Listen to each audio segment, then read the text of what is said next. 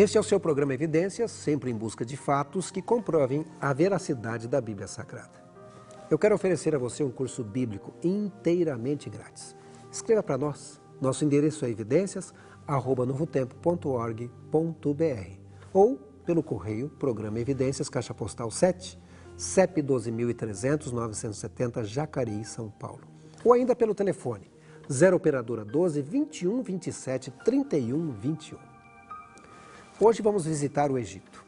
E visitar o Egito é visitar o passado, pois a história permanece visível nos monumentos e nos artefatos dos museus do Antigo Egito. Como era a vida dos faraós?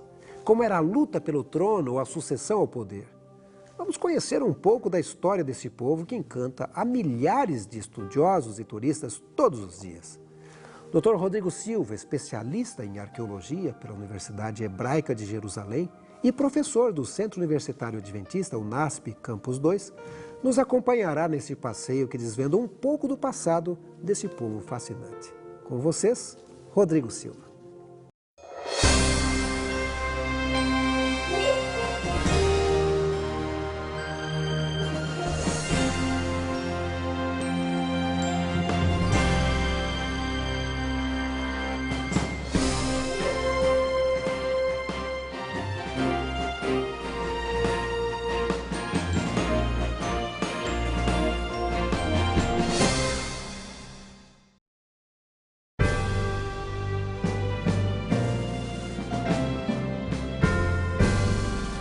De todas as antigas civilizações do mundo que ainda deixaram monumentos para a posteridade, o Egito é, sem dúvida, a que mais fascina os amantes da história antiga. De historiadores a arqueólogos, de filósofos a antropólogos, todos, incluindo leigos apaixonados por antiguidades, todos se admiram diante da grandeza que foi aquela nação. Aquele pedaço de terra no norte da África é, de fato, o que mais desperta a curiosidade e interesse das pessoas em geral. E isto não vem de agora. A própria visão das pirâmides, cercada de explicações dadas por Cleópatra sobre a grandeza dos faraós, fez César almejar para si o mesmo brilho divino e real que fez de Quéops e Ramsés os grandes senhores do Nilo. O sistema imperial de Roma, que se seguiu após César, foi, na opinião de muitos, uma transferência e adaptação do sistema faraônico para a política romana. Como aconteceu no Egito, os imperadores de Roma também queriam ser deuses para a população. Na civilização egípcia, os faraós eram considerados deuses vivos. Os egípcios acreditavam que estes governantes eram filhos diretos do deus Osíris e, portanto, agiam como intermediários entre os deuses e a população. Eles possuiriam poderes absolutos na sociedade, decidindo sobre a vida, política, religião, economia e até ação militar. Como a transmissão do poder no Egito era hereditária, o faraó não era escolhido através do voto, mas sim por ser filho de outro faraó. Desta forma, muitas dinastias perduraram centenas de anos no poder. Os impostos arrecadados no Egito também se concentravam nos cofres faraônicos, sendo que era o monarca quem decidia a forma que os tributos seriam utilizados. Grande parte desse valor arrecadado ficava com a própria família do faraó, sendo usado para a construção de palácios, monumentos, compras de joias, etc.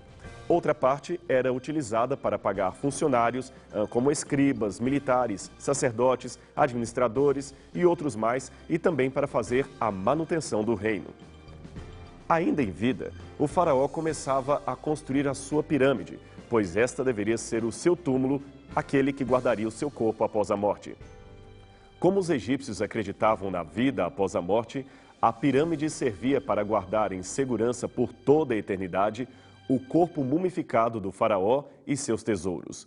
No sarcófago era colocado também o livro dos mortos, contando todas as coisas boas que o faraó fez em vida. Geralmente, a sua vida era retratada em painéis artísticos pintados nas paredes, repletos de cenas do cotidiano e escritas hieroglíficas que contavam a sua história, suas conquistas, suas vitórias. Esta espécie de biografia era importante, pois os egípcios acreditavam que Osíris, o deus dos mortos, iria utilizá-la para julgar o faraó. Recentemente, um achado arqueológico sacudiu o mundo da egiptologia. Esta descoberta foi considerada a mais importante desde o achado da múmia de Tutankhamon, em 1922, pelo arqueólogo inglês Howard Carter. Trata-se, possivelmente, da múmia de Hatshepsut, a única mulher a se tornar faraó na terra do Egito. É claro que houve outras mulheres importantes ali, como Nefertari, Nefertiti e Cleópatra, que, embora não fosse egípcia, representou a região no período Ptolomaida. Mas todas essas mulheres eram apenas rainhas. Hatshepsut, não. Ela foi, de fato, um faraó. Em algumas vezes, Hatshepsut teve que vestir-se como homem, como você pode ver nessas estátuas encontradas no templo de Deir al-Bahari, onde ela é retratada com barbas e trajes masculinos. Conseguir o posto de governante absoluto da maior potência da época, num mundo cercado de domínio masculino, foi de fato um tremendo feito dessa mulher que, é claro, encontrou muita oposição durante o seu governo de mais de 20 anos. Tanto é que o seu nome foi suprimido das principais listas de reis do Egito, tornando-se simplesmente desconhecida na história. Até que, finalmente, no século XVIII, a egiptologia se estruturou como um campo do saber e iniciou a redescoberta da rainha faraó. Em 1922, o egiptólogo Herbert Winlock estava escavando esse imenso templo em Deir al-Bahari, na área pertencente ao rei Mentuhotep II, quando encontrou uma série de estátuas de Hatshepsut. Uma parte dessas estátuas está hoje no Museu do Cairo e outra no Metropolitan Museum de Nova York. Eu tenho aqui uma réplica de uma imagem faraônica feita a partir de um original que está no Metropolitan. Muitos egiptólogos pensam que esse perfil aqui retratado seria o de Hatshepsut, e dois detalhes chamam a atenção aqui. O primeiro é o fato já mencionado dela se apresentar em algumas situações vestida de homem. Perceba a barba faraônica sobressaindo sobre o seu queixo. O segundo e mais sutil é a possibilidade de que seu nome originalmente estaria embaixo do relevo, mas foi apagado para ser confundido com o de Tutmoses III.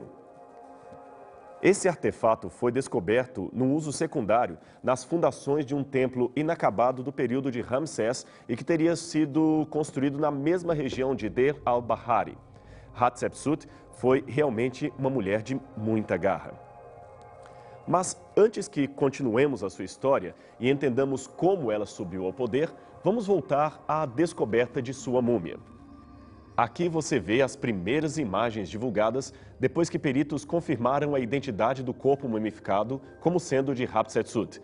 Note a incrível preservação dos traços fisionômicos, mesmo depois de milênios do falecimento da pessoa. O achado, propriamente dito, desta múmia ocorreu em 1903, numa tumba comum, não da realeza, no Vale dos Reis. Quem a escavou foi o Dr. Carter, o mesmo descobridor de Tutankhamon, mas nenhuma importância foi dada ao corpo. Carter encontrou no local as múmias de duas mulheres. A primeira em um sarcófago atribuído a Sitre-In, que foi identificada como a ama de Hatshepsut e transferida para o Museu do Cairo. E a outra que estava simplesmente deitada no chão e, portanto, foi deixada lá. Ela foi, finalmente, essa segunda múmia, desenterrada em 1989 pelo arqueólogo americano Donald Ryan. Foi, aliás, essa múmia desconhecida que Elizabeth Thomas, uma especialista em necrópolis antigas, considerou que poderia ser, de fato, a múmia de Hatshepsut, pois o seu braço direito estava colocado sobre o peito da mesma maneira que uma múmia real. Mas por que a múmia não estaria num sarcófago real? Bem, isso talvez se deva a fatos políticos posteriores à sua morte que causaram confusão de identidade não só de Hatshepsut, mas de várias outras múmias reais do Egito. Quando os arqueólogos descobriram a tumba real de Hatshepsut, perceberam que a mesma fora saqueada na antiguidade e nenhum corpo feminino foi encontrado ali. A tese de alguns seria de que Tutmoses III, seu sucessor, na tentativa de eliminar todos os vestígios do seu reinado, mandou depredar o interior do templo, de modo que sacerdotes leais à velha rainha provavelmente transferiram seus restos mortais para Deir al-Bahari, a fim de protegê-los de profanações destas e de outras épocas de insegurança política. É claro que existem alguns acadêmicos que objetam a esta identificação da múmia com Hatshepsut. Contudo, há outros elementos ainda bastante curiosos a respeito desta descoberta apresentada pelo arqueólogo Zahir Hawass, que está chefiando as pesquisas. Aqui você vê Hawass examinando pela primeira vez a múmia que havia sido deixada para trás no túmulo de Bahari. Note o detalhe da mão sobre o peito observada por Elizabeth Thomas. Em seguida, a mesma múmia é transportada para os porões do Museu do Cairo junto com outras a fim de se processar a identificação. O próprio Hawass acreditava até recentemente que essa múmia não poderia ser mais que uma empregada, principalmente pelos traços de obesidade que ela revelava, o que seria, admitamos, um estereótipo moderno, mais do que uma preocupação da época. Porém, ele mudou a opinião graças ao achado de novas evidências. A empregada, na verdade, era outra, a múmia de Sitre-Im, que seria a dona da tumba, e ama de leite de Hatshepsut, que, por alguma razão, teve o seu corpo transferido para o jazigo daquela que cuidou dela em vida. Uma evidência bastante forte veio na forma de um dente molar dentro desta caixa de madeira, inscrita com o nome de Hatshepsut e encontrada em 1881 num grupo de múmias reais recolhidas e escondidas por segurança no templo de Deir al-Bahari, a cerca de 1 quilômetro da tumba original. Durante o embalsamamento, era comum a separação de alguma parte do corpo, neste caso um dente, e a sua preservação nestas caixas. Um dente é como uma impressão digital, explicou Hawass, e é 100% definitivo. O dente que estava na caixa e que teria sido da rainha tem 1,8 centímetros de largura e, coincidência das coincidências, a múmia encontrada também tinha um dente faltante exatamente com as mesmas proporções. Estas são as radiografias computadorizadas do dente encontrado na caixa e também da mandíbula da múmia, feitas pelo Dr. Gaal El-Beheri, da Universidade do Cairo. Outro professor de ortodontia, o Dr. Zahia Zakaria, ainda examinou todas as múmias que supostamente pudessem ser de Hatshepsut e concluiu que o dente se encaixa perfeitamente apenas na mandíbula superior da múmia apresentada por Hawass. Especialistas também estão fazendo exames de DNA e os resultados preliminares mostram semelhanças do material genético desta múmia com a de Ahmose Nefertari, esposa do fundador da 18ª dinastia e possível antepassada de Hatshepsut. Para os que se interessam por historiografia bíblica, o achado da múmia de Hatshepsut tem um sabor especial pela possibilidade desta ter sido a mãe adotiva de Moisés. A palavra de Deus afirma que os filhos de Israel gemiam sob a escravidão e, por causa dela, clamaram e o seu clamor chegou a Deus. Ouvindo Deus o seu gemido, lembrou-se da aliança com Abraão, com Isaque e com Jacó. E viu Deus os filhos de Israel e atentou para o seu sofrimento. Êxodo 2, 23 a 25. Ele levantou um libertador chamado Moisés de maneira maravilhosa, salvo das águas do rio Nilo. A história de Moisés foi mais ou menos assim. Devido ao crescimento do povo hebreu, Faraó temeu que eles acabassem se tornando numerosos o bastante para fazer uma rebelião e, por isso, ordenou a morte de todos os meninos do sexo masculino, de modo que eles deveriam ser atirados no rio para morrerem afogados. Miriam, porém, era uma hebreazinha muito esperta, que, para salvar o irmão recém-nascido, resolveu um plano executado com a sua mãe, colocá-lo num cestinho de junco especialmente vedado e deixá-lo boiando às margens rasas do rio. É bem provável que elas soubessem que ali à frente, no rio Nilo, a filha de Faraó estaria tomando o seu banho de sol e, naquela hora, como os egípcios consideravam sagrada a dádiva do Nilo, a princesa poderia interpretar a chegada do cestinho da criança como sendo um presente dos deuses, o que faria com que ela tomasse afeto pelo bebê. E foi exatamente isso que aconteceu. A princesa viu o pequeno barquinho de junco trazendo o neném e resolveu adotá-lo como seu próprio filho. Miriam, que acompanhava tudo escondida, correu até ela e sugeriu que havia uma hebreia lactante que poderia ser a ama de leite da criança. Essa hebreia, evidentemente, era a mãe verdadeira de Moisés. Assim começa a história deste grande herói hebreu, criado como príncipe nas cortes egípcias, escolhido de Deus para ser o libertador dos filhos de Israel. A vida de Moisés sempre foi marcada de tremendas manifestações do poder divino. A sarça ardente, as pragas do Egito, a visão de Deus pelas costas, a passagem do Mar Vermelho. Foram acontecimentos tão fantásticos que os críticos não tiveram outra reação a não ser seguir o caminho natural da dúvida, negar a sua historicidade. Algumas descobertas, no entanto, têm jogado por terra as teorias revisionistas do Êxodo. Um dos primeiros motivos encontrados pelos céticos para duvidar do relato bíblico era o fato de que a história de Moisés, sendo salvo do Nilo, parecia-se muito com a saga de outros heróis da antiguidade. O mito de Sargão I, o grande rei de Acade, é um bom exemplo. Sargão governou a Babilônia na segunda metade do terceiro milênio antes de Cristo e foi um personagem legitimamente histórico, mas com um surpreendente começo de vida.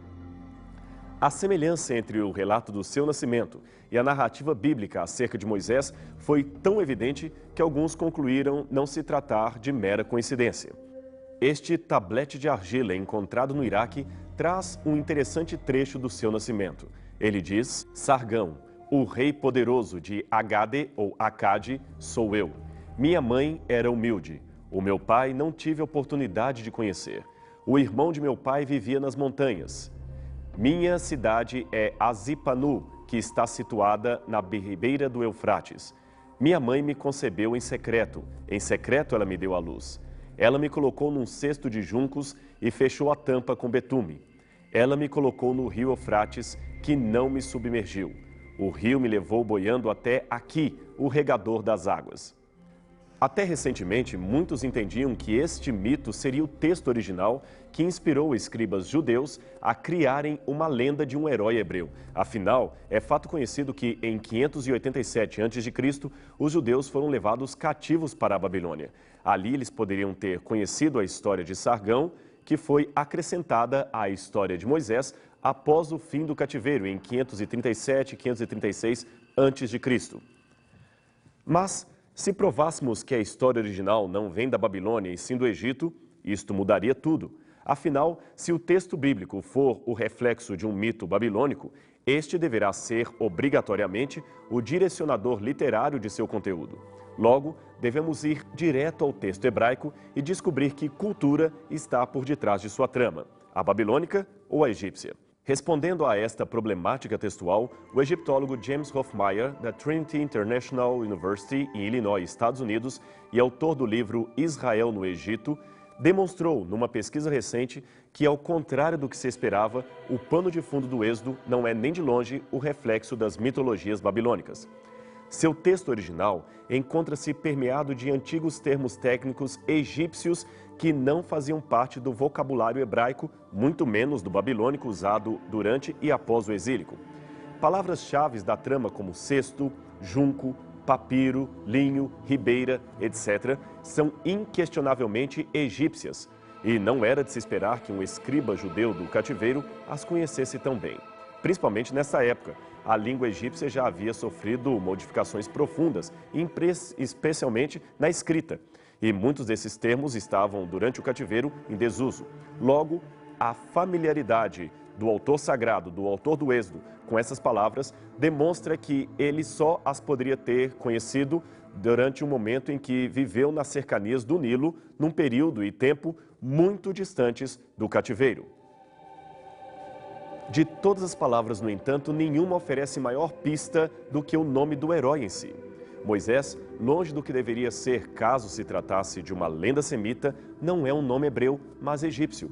Sua raiz está no verbo mes ou masé, que quer dizer nascer, ou ainda meseen, nascido de. Hoje, a maioria dos historiadores reconhece o antigo costume egípcio de colocar nas crianças nomes reais em homenagem aos deuses. Assim, os nomes dos nobres eram, via de regra, a junção de um verbo, geralmente o verbo meseen, nascer, e o nome de uma divindade. Entre os nomes desse tipo, poderíamos mencionar Amose, o deus da lua nasceu, ou nascido do deus lua, Ramose, o deus sol nasceu, Tutmose, Tot, outra forma do deus lua, nasceu, Pitamose, Pitá, o deus criador, nasceu.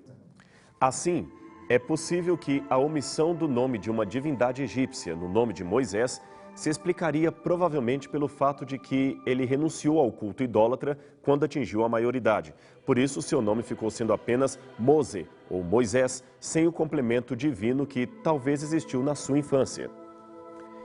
Essa é realmente uma sugestão bastante plausível, levando-nos a crer que, originalmente, o líder hebreu teria um deus egípcio acoplado ao seu nome, mas renunciou a esse complemento quando fugiu para o deserto. Quem sabe esse deus não poderia ser o próprio Rapi, o deus do Nilo, de modo que, originalmente, o seu nome seria Rapi-Mose, com o sentido de nascido do Nilo. É claro que se trata de uma conjectura e a Bíblia não diz nada a esse respeito, mas sabemos por outras passagens que houve homens e mulheres que mudaram seu nome ao aceitar uma especial missão dada por Deus. Abrão, que passou a ser Abraão, é um caso clássico. Seja como for, o fato do texto correlacionar o nome de Moisés com o sentido de tirado das águas, embora ainda não tenha sido explicado com absoluta certeza, aponta para esta possibilidade. Porém, não obstante tais dificuldades etimológicas, devemos lembrar que colocar crianças em rios para deixá-los à sorte da providência divina não era algo tão incomum no Antigo Mundo. O caso de Rômulo e Remo, os mitológicos fundadores de Roma, ainda que lendário, está aí para confirmar, pelo menos, a existência de uma prática que talvez explique o porquê de haver outras histórias semelhantes à de Moisés. Os rios, geralmente, eram lugares sagrados, locais santos, tanto quanto os templos e as montanhas. Assim, deixar uma criança ali, na esperança de que os deuses cuidassem dela, não parece ser algo difícil de acontecer. No caso da mãe de Moisés, está claro que seu intuito era fazer com que a filha de Faraó encontrasse o cesto e pegasse amor pelo menino. Hoje, sabemos de muitas mães que abandonam seus filhos na porta de igrejas e conventos, pois o ambiente religioso oferece segurança para o seu estranho ato. Naquela época, eram os rios sagrados que desempenhavam esse papel. Hatshepsut, a possível princesa mencionada no Êxodo, foi, por questões políticas, obrigada a se casar com um meio-irmão que ficaria conhecido como Tutmoses II. Quando o faraó morreu, Tutmoses II, o marido e meio-irmão de Hatshepsut, assumiu o poder. E depois de um curto reinado de apenas 4 anos, também veio a falecer, possivelmente assassinado pelos sacerdotes de Amon-Ra, que não o aceitavam por ser um filho ilegítimo do rei. Também pela mesma razão, o seu herdeiro, Tutmoses III, também não pôde assumir o trono de imediato e quem acabou tomando as rédeas do governo foi Hatshepsut, que se tornou a nova soberana do Egito. Para legitimar a sua posição junto aos membros do clero de Amon, ela recorreu a um relato que fazia de si filha do deus Amon-Ra. Nas paredes do seu templo funerário em Deir al-Bahari está representado o episódio que relata a sua concepção e nascimento como rainha faraó. Hatshepsut não tinha filhos homens legítimos e, na verdade, ela tinha apenas 1 ou 2 filhas. Por isso, é provável que ela intentasse preparar Moisés, o seu filho adotivo, para ser o faraó após a sua morte. Mas, como é comum nesse tipo de história, logo vieram o ciúme e as conspirações. Os sacerdotes de Amon-Ra, que zelavam pelos interesses políticos da região, jamais aceitariam um faraó de sangue hebreu no poder. Isto gerou um clima muito ruim para Moisés, que apesar de educado nas mais altas cortes do palácio, não deve ter tido uma vida nada fácil naquele lugar. Ele deve ter sido bastante discriminado e, conhecedor de suas origens, não podia suportar por muito tempo o conflito existencial que lhe vinha sempre à mente. Para complicar a situação, Tutmoses III reclamou para si o direito ao trono. Como Moisés, ele também não era filho legítimo de Hatshepsut, mas sim de uma das concubinas do rei. No entanto, sua estratégia política levou-o a aliar-se com os sacerdotes de Amon-Ra a fim de conseguir deles o apoio para fazer oposição a Hatshepsut e Moisés, seu herdeiro escolhido. Se for assim, podemos dizer que Moisés preferiu não lutar pelo trono, embora tivesse boas chances de conquistá-lo. Um chamado de Deus para outra tarefa parecia estar há muito tempo incomodando o seu coração, de modo que ele, de certa forma, negligenciou os assuntos políticos do Egito, preferindo ater-se à religião do seu povo. Segundo a interpretação de alguns egiptólogos, Tutmoses III finalmente conseguiu o apoio necessário e chegou à petulância de se proclamar faraó corregente de Hatshepsut, embora fosse inimigo dela. Com a morte da rainha, ele acabou assumindo de vez o trono e seu primeiro ato, como era de esperar, foi o de destruir ao máximo qualquer lembrança daquela que o antecedeu. mandou apagar o nome de Hatshepsut das principais obras e monumentos de Tebas e, por cima desses, escreveu o nome de seu pai, como hoje pode ser evidenciado em vários monumentos. Ele também destruiu algumas estátuas da rainha e mandou derrubar muitos de seus obeliscos reais. A situação de Moisés não poderia tornar-se pior. Ele havia perdido a única pessoa na corte que poderia lhe oferecer total segurança. E para complicar ainda mais, depois de algum tempo, ele se envolveu numa briga e, para salvar um servo hebreu, acabou matando, nesse incidente, um oficial egípcio. Temendo ser severamente punido por Tutmoses III, que certamente queria um motivo para aniquilá-lo, Moisés então fugiu para Midian e só voltou de lá 40 anos depois, com o fim de libertar o povo da opressão de Faraó. Nesse ínterim, Tutmoses reassumiu o ódio contra os hebreus e iniciou uma das mais ferrenhas campanhas de opressão de toda a história. As lutas pelo poder no Egito e a escolha de Moisés em ficar ao lado de Deus, do Deus verdadeiro, ao invés da cobiça, do brilho e das pirâmides, têm uma grande lição a nos ensinar. As glórias do mundo passam e os monarcas, na melhor das hipóteses, tornam-se peças mortas decorando museus. As promessas de Deus, porém, são eternas, são reais. A decisão de Moisés foi a mais sábia que alguém poderia ter tomado. É melhor a glória de Deus do que a glória passageira deste mundo.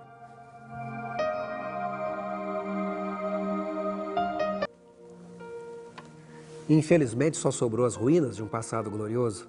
Mas para aqueles que amam a Bíblia Sagrada, deixa o texto bíblico que diz: seca-se a erva, murcha-se a flor, mas a palavra do Senhor permanece eternamente.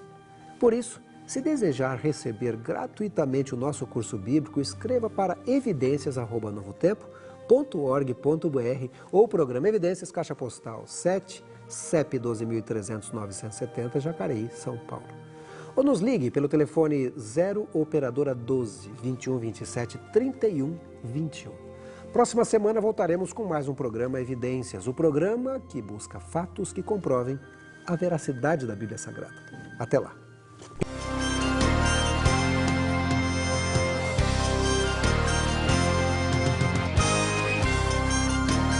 Este programa tem o apoio cultural do NASP, Centro Universitário Adventista de São Paulo, em parceria com a Novo Tempo.